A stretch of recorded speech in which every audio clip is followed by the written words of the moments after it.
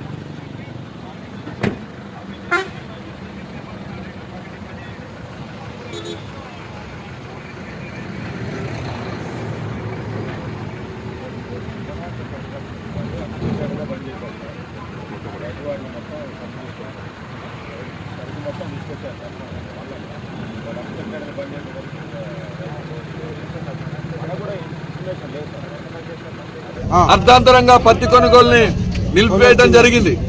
కానీ ఇవాళ రైతు మార్కెట్ కి రావాలంటే ఒక రోజు ముందు నుంచి ఆటోలు బుక్ చేసుకుని వేల రూపాయలు ఖర్చు పెట్టి పత్తి మార్కెట్ కి వస్తా ఉన్నారు. కానీ ట్రేడర్స్ అర్ధాంతరంగా పత్తి కొనుగోలుని నిలిపివేశారు. ఇది సరైన మార్గం కాదు అని చెప్పి ట్రేడర్స్ దృష్టికి తీసుకెళ్తే మాకు అధికారులు కొత్త నిబంధనలు తీసుకొచ్చారు. ఆ నిబంధనలు మాకు ఆమోదయోగ్యం కాదు, మా సమస్య పరిష్కారం అయ్యే వరకు మేము కొనుగోలు చేయమని చెప్పి ట్రేడర్స్ కూర్చున్నారు. ఇది మార్కెట్ అధికారుల దృష్టికి తీసుకెళ్తే వీళ్ళు కాలయాపన చేస్తూ ఉన్నారు తప్ప కొనుగోలు ప్రారంభించేటువంటి పరిస్థితి అవపడట్లేదు. కాబట్టి తక్షణమే కొనుగోలు ప్రారంభం చేయాలని చెప్పి మేము ఇక్కడ రైతులుగా సిపిఐ, సిపిఎం పార్టీగా కూర్చొని ధర్నా నిర్వహిస్తా ఉన్నాం. తక్షణమే మార్కెట్ లో పత్తి కొనుగోలు చేసేంత వరకు మేము ఇక్కడ నుంచి లేచే ప్రసక్తి లేదని చెప్పి సిపిఎం పార్టీగా డిమాండ్ చేస్తా ఉన్నాం. ఈ రోజు పత్తి మార్కెట్ లో పత్తి కొనుగోలు ఆపేశారు.